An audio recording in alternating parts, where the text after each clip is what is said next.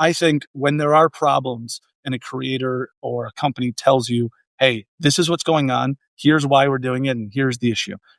Instead of treating everybody like they're a child and just explaining, oh, it's okay, or here's distraction this way. No, just genuinely explain what's going on as a business or a creator, or why there is difficulties or delays, or why you're introducing a subscription so you can create more content, or whatever you're doing, but actually genuinely telling the consumer the truth. You're listening to 15M Mastering, a show that empowers you with insights from the leading iGaming experts to enhance your personal or business performance. The show is brought to you by tech-driven affiliate and media company Already Media, and supported by the AI-powered data analytics platform Blask. And Yo Investments, a fund manager investing in outstanding people who are disrupting the iGaming, fintech, and crypto industries. Hey everyone, and welcome back to 15M Mastery. Today we're joined once again by Reid Rooney, CEO and co-founder of Betsperts Media and Technology Group. Reid is an expert at building community-first businesses in the sports betting and fantasy world. In this episode, we explore how strong communities give betting brand a long-term edge. Welcome back, Reid. I'm excited to be here again. Thank you for having me. Let's start with the first question. So why is a small and loyal community often more valuable than a big audience? I think the metrics of an audience matter often more than the size of an audience. Two examples, I would say, three examples, maybe. One of the businesses we own is called 4 for 4. One is called Dynasty League Football. They are both subscription businesses for advice and tools for fantasy and betting. And we have about an 80 to 85% annual retention rate on those subscribers without spending money on that. And you think about the power of understanding, okay, you can count on this revenue at this time, and they trust you.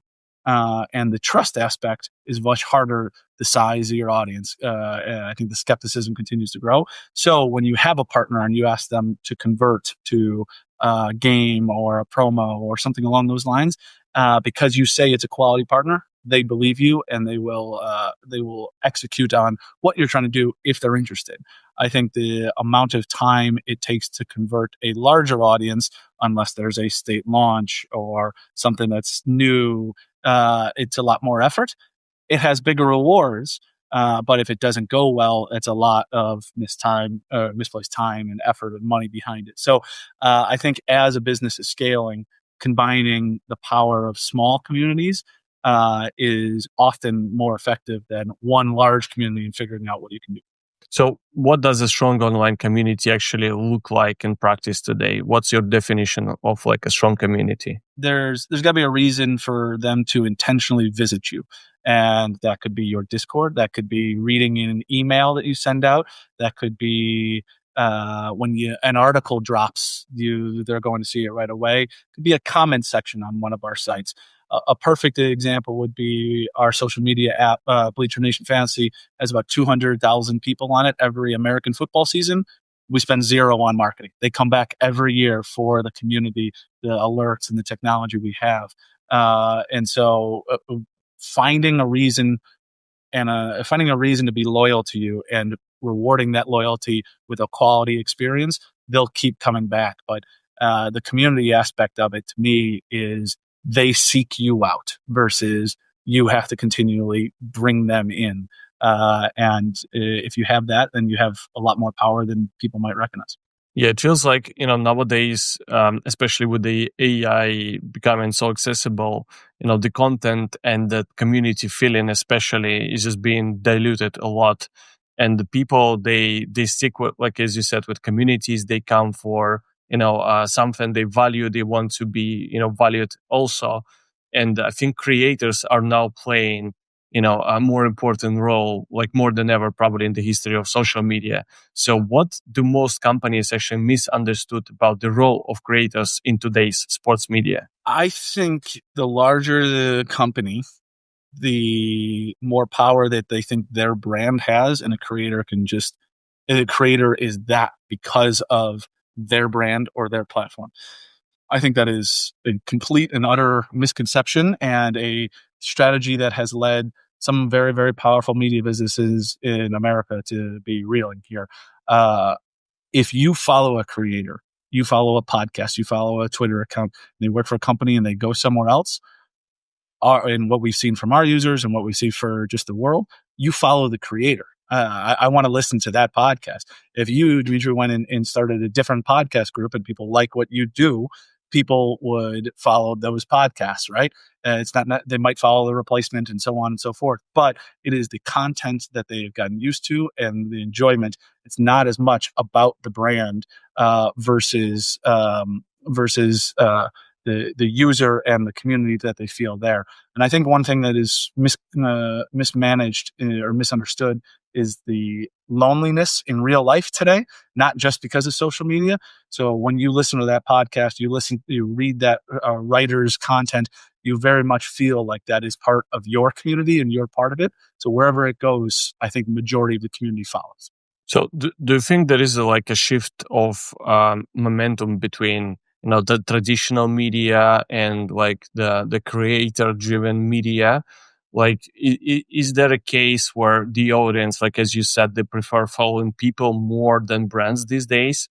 Like, for example, if a big like host from ESPN or somewhere is living, the community is living alongside with him to a next like broadcaster or the platform. So what is like the current state of media? I just wanted to hear your thoughts. Yeah, I think it depends on the brand and the personality to some level. I think like ESPN is a great example. You've had people leave ESPN that have gotten bigger. You've had people leave ESPN that you never hear from again, right?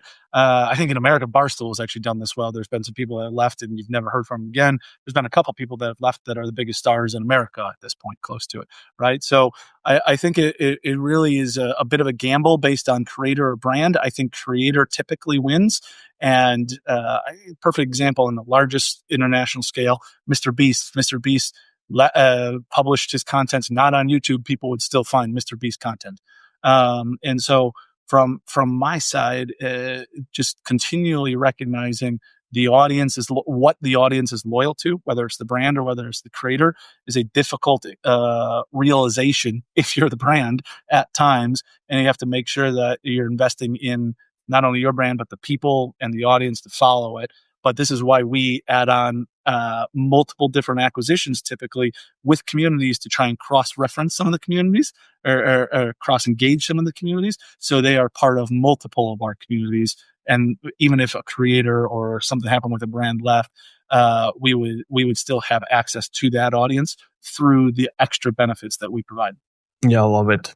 So you mentioned authenticity a few times as something which I also value a lot these days. And sometimes with the scale, and especially with, like, as you said, reaching more platforms, trying to chase, more audience, more scale in order to get more revenue, you suffer and you lose your authenticity. So how do you stay authentic while also growing your revenue as the creator or a media brand? I think, especially in I'm not getting political in any capacity, but in worldwide politics or news reporting or anything, I think we at this point don't know what to trust or believe or see. I think there's a lot of exaggeration or inaccurate truth telling, right?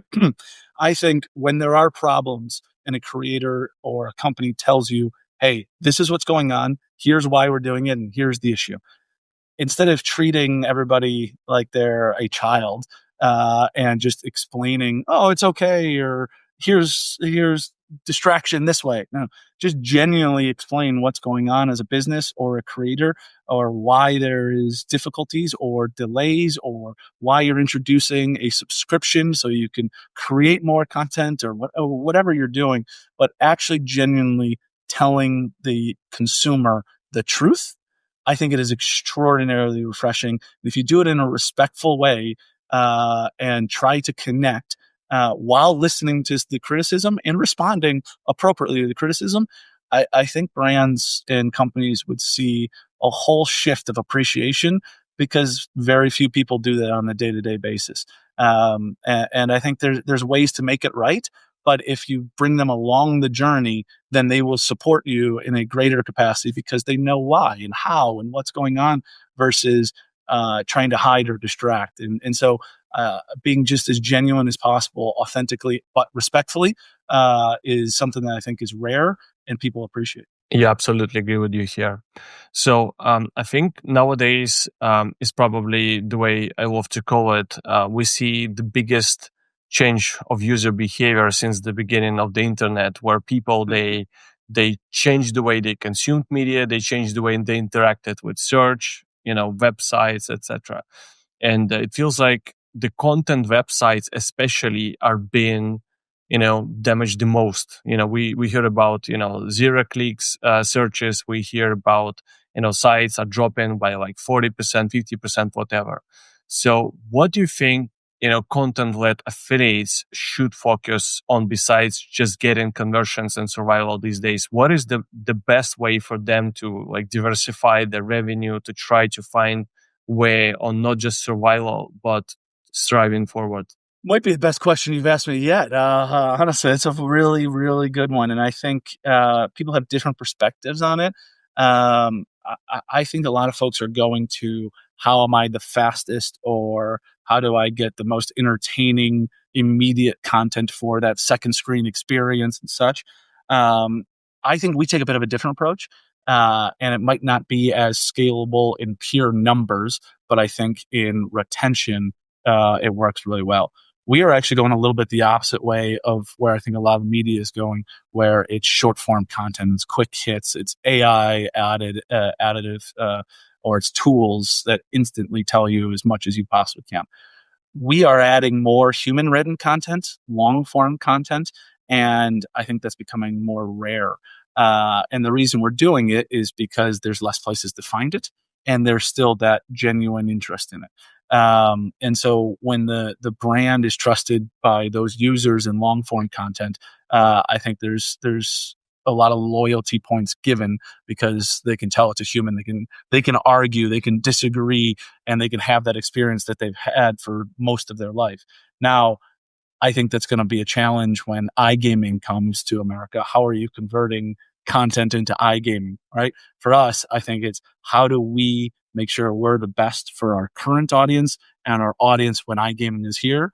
You figure out the conversion, what the internet looks like in 5 years. Who knows, to be fully transparent. So what I think is how do you have ROI positive content that is actually quality? It might cost you a little bit more, but you're not going to have to get that user the next year because of the retention. You're not going to have to get that user next week because they're coming for that article or they're coming for what they're used to. And I think for our side of the business, we've seen a lot less of that, which has been an advantage for us. So I do understand why people can't put in that investment if they haven't done it previously, because building it from scratch versus buying it has been difficult to do in a lot of capacity. So finding the right businesses, bringing them on, and growing through those acquisitions, I think is a big way to do it. But at this point, the quick hits, the Google searches, the ChatGPT searches, how are you getting people on your platform to convert? It's going to be continually difficult. So we are making sure we retain as many people as often as possible.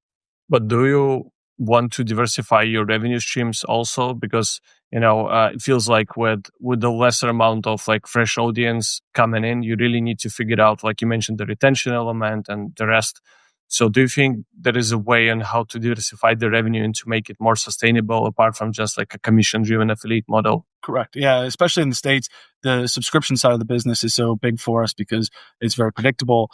You can continually grow it. Might not grow at 100% year over year, but you can grow it. And if you have those retention numbers, you can predict what's going to be down the road. So the subscription side of the business helps us a lot, as well as direct ads, whether it's from operators or businesses that are looking to have a community. We have an event tonight in Chicago that is going to have 400 people come watch a game with us. And that's just because they're part of the community and they want to meet our creators and all of that. There's going to be free beer as well. But from our side, what can we do to connect more? But diversifying the revenue, absolutely. I think the way we look at the business is making sure our subscriptions, our ads, our fantasy games, our partnerships cover the cost of the business, still are profitable. And then the affiliate side, especially the iGaming down the road, is where the huge upside and EBITDA can come from. But continually grow that sustainable revenue and make it profitable enough that it runs the business and then the conversion side is the upside. Yeah, I absolutely love what you just said. So one last question for this episode is community related. So community products are often, becoming outdated and irrelevant.